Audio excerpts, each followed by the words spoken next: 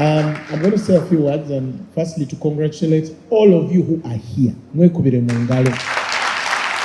And to thank God for the media houses that have taken this initiative to pick on such an ardent topic and time to really give back to the young people. We want to thank NBS for being here. Come on, let's clap for them and the whole team.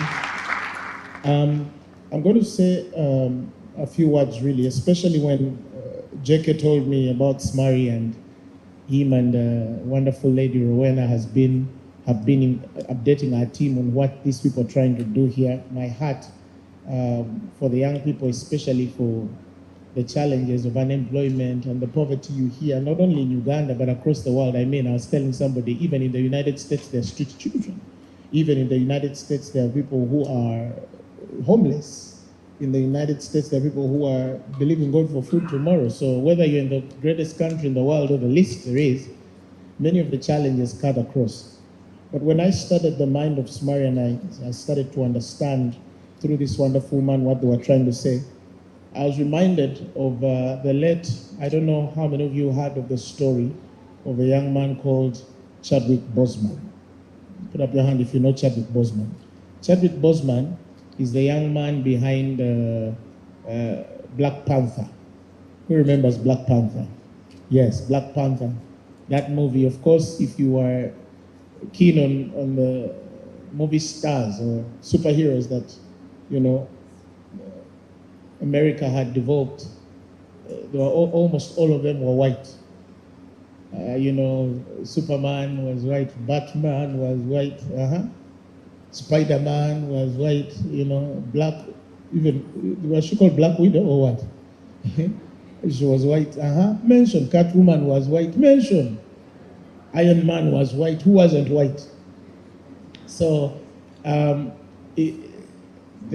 Black Panther story came out so strong, and I don't think they have sold many movies like it has sold.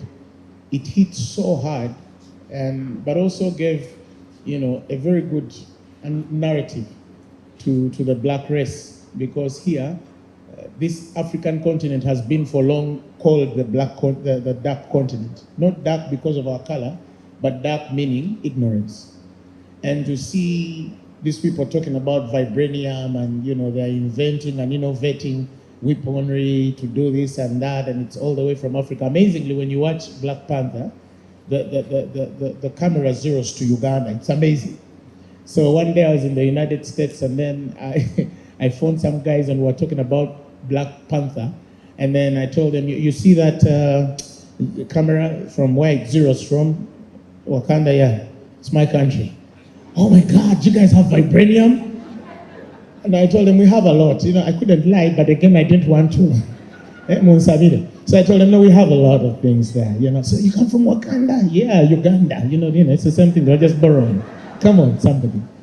But anyway, one day he's telling his life story, and he says that this wonderful movie star called Denzal Washington, he picked him up as a young man and sponsored him freely to go into the acting school that made him become the man he became. But shortly before he passed, he made a big statement.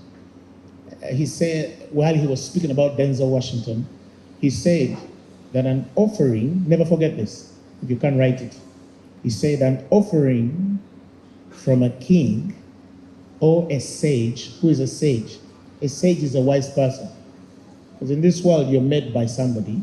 You either find somebody with a kingly grace on their lives, and kingly can be in any area of life, or you find a wise man who through wisdom can elevate you to the next space of your destiny. A sage is a wise man.